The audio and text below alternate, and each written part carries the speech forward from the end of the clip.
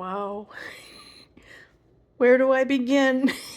It was crazy. It was a crazy afternoon. I came back from court. I got here. I had about an hour. If I really hurried, I could have checked out and driven home. My head was spinning. I was so blown away. Pura Vida, my new friend here, she's a real sweetheart, was asking me how was I feeling? Was I disappointed? So, yeah, it took me a while to actually post this because I really had to process all the swirling stuff in my head.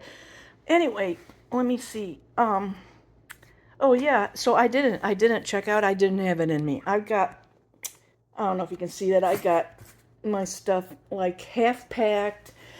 I carried some stuff out to the car. I just was too tired, and I'm like, that's that's what I had for dinner. I think after I do this video, I'm gonna go to the front desk and ask them. I need help doing the I can't even DoorDash. That's what it's called. I feel like Italian. I feel like having spaghetti and meatballs maybe. So I'm gonna see if they'll help me if I can do that because I don't want to go back out and drive. So anyway, yeah, let's go over let's go over what happened today. Um, okay, let's talk about Donna. Okay, yes, it's disappointing on one hand that we didn't go forward with her trial, but on the other, do we want any chance at all of her getting out on an appeal? Her having a reason to appeal? We don't. This was really crucial that they got this right. It's been, it's been nagging me in the back of my mind, this conflict of interest. I've been a little bit worried about it, and then sure enough, it's like boom, a bomb went off. So yeah, I think they did the right thing. And you know how you sometimes feel one way at first, and then later, you take a bigger view of it. It's like it's like all the victories in this case. It's like when Charlie was convicted, and we're all like, yes. It doesn't take me too long for my mind to go to, but wait, what about Dan? Dan's still gone. And then a week later, Donna's arrested. Yes! But Dan's still gone, isn't he? Sorry to be Debbie Downer, but if we can't bring Dan back or give these boys 10 years of their father back, there is no real true justice. So I guess it's just the next best thing is to get these Adelsons locked up away from society where they belong, right? And we got to get it right. We got to get it right. We can't have double jeopardy. We can't give them reasons for appeal. Speaking of appeals, today I found out Charlie's appeal is for ineffective counsel.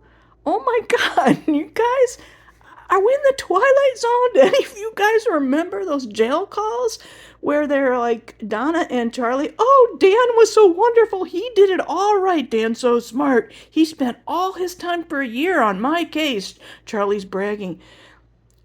It's like, and now he's filing for ineffective counsel? Do you remember when Dan was the best?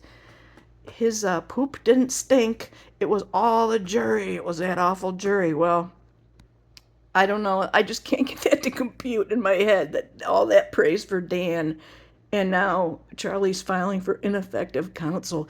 So actually now getting back to where I'm sorry, my brain's going to probably go all over the place, but getting back to what we're talking about, what happened today and how it affects them. What if we went forward with this trial and later these the conflict of interest thing blew up, right? Doesn't that add more credibility to Charlie trying to claim that Rashbaum is ineffective? We don't want him to have that. So, for many reasons, it's good. It is good. Now, there's some bad consequences too. I don't like it at all that Wendy's going to walk free longer because Georgia needs her. Needs her to testify against Donna because that is how she gets Donna's emails in there. And people are saying Donna's attempt to flee is like the nail in her coffin. I disagree. I think it's those emails. Those emails show her hatred. Well, that and the TV was 5 and and the both of us. I mean, there's other things too, but for her fleeing, it's only if the jury like believes it, and they're going to come into this case cold, not like we all know so much now and can connect the dots and all. But Donna could very well say, I saw I couldn't get a fair trial, so yes, I did flee because I'm innocent. So that's why I think that might not be the best evidence against her. But we do need those emails. The jury needs to see the real her, and they're in there. We know they are. Okay, where was I? Well, I was gonna say this. Yesterday I got here and I checked in, and then I went and got my nails done, dark navy blue. That's my favorite color. And so, got groceries, was unpacking, doing all this stuff. And then, even though I was like really tired, it just dawned on me I should really drive down to the courthouse and practice the route down there, what door you go in, where you're going to park, all that stuff.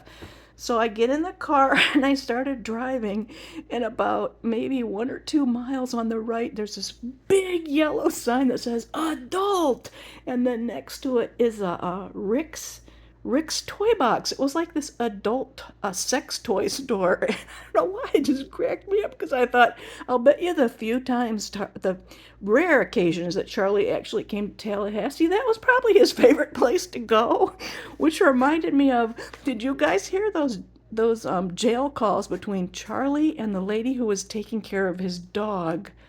What was his name? Buddy or Bubbles? My son called him Bubbles, I think. Anyway, and he tells her, "Oh, would you do me a favor? Throw out all my sex toys. I don't want my parents to see them." and, and then she says, "Well, you're too late. They've already been here and went through everything." Sorry, I'm slap happy. I know. I'm coming back down though. I really, when I got back to the hotel here, I was absolutely in shell shock. There's no way I was gonna throw all my stuff in the car. I just like had to sit down. I took a shower. I started trying to process all this stuff. I got a phone call. It was my daughter. She had me talking to her and her grandchildren. She had just picked up my grandchildren from school, her children. And I don't know what, I couldn't even focus. I couldn't focus on what they were saying because my mind was just like, it was such a, it's just this case has turned into a bad legal soap opera. The twists and turns, just when you think it can't get any more bizarre, it does. Anyway, yeah, that's that's kind of where I'm at right now. I ate this banana. I ate this lonely banana for dinner, and I'm hungry, so I'm gonna go figure something out. Oh, I know what I was gonna do. I was gonna show you guys my cookies. No, this is one of my bonehead stupid things I do, but I just decided I wanted to make Judge Everett cookies. And so I did. I made them, these cookies are called monster cookies. We used to eat them, my kids. When they're little, we would go backpacking in the Smoky Mountains, and they're like high protein, high energy. And so I made these monster cookies for Judge Everett. Look at them all. There's that bag, that bag, that bag. Oh, so now I have all these cookies. Oh, I couldn't give them to him because they said, you can't give him cookies, that he'll think you might have poisoned him. Oh, and so yeah, I went and got groceries. I got this stuff, and I have this little tiny cooler. I don't have room for it. I don't know what I'm gonna do, but I'll figure it out. Maybe I'll give the food to the employees here. They've been real nice to me. So. Anyway, yeah, I'm laughing, but I mean, it's not funny. Well, you know what? But the thing is, it always boils down to justice for Dan, right?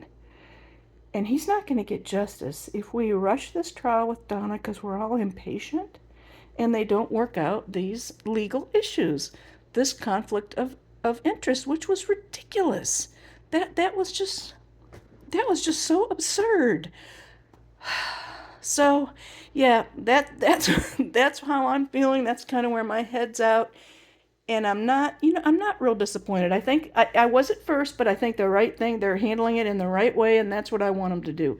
And when they re date her trial, which will be, I forget, somebody was saying they're going to guess around March of 2025, because she has to get a new lawyer, and he has to. Oh, and Nurse Ratchet out there, I read your comment, and I think you said both of the attorneys are off the case. I thought Alex Morris was still on it, but he needed more time because he couldn't do question everybody. He was only going to do a small part of it. But, I wouldn't be surprised. I wouldn't be surprised if he tucked tail and left too, because it's just, I'm telling you what, it's just a shit show. It was very mismanaged. I know I was saying earlier today, it's not the prosecution's fault. The judge is the one who can rule over who Donna's lawyer could be. But no, now I'm thinking, yeah, the prosecution did have a stake in it too. They definitely have a stake in wanting to get good results with the trial, and that was a big impediment. So I can kind of see that now. But they will get it right. Oh, if you guys watched at the end of all this madness, Judge Everett said to Georgia, does the state want to add anything? And she said, yes, but it's not appropriate. I'm not laughing at her disappointment. I'm just saying, you know, it probably would have been bleepity bleep bleep bleep bleep. She really spoke her mind, and yeah, this is just, it's a major mess. But the thing is, okay, we're gonna look forward though, right? We're gonna look forward. It's fine. They're working it out. They're gonna do the right thing. Judge Everett is an awesome judge, even if he can't ever eat my monster cookies. No relation to the Adelsons, by the way. Okay, I'm gonna sign off, and I'll talk to you guys later. After I get home tomorrow, or no, it might take me a few days to actually get my head together.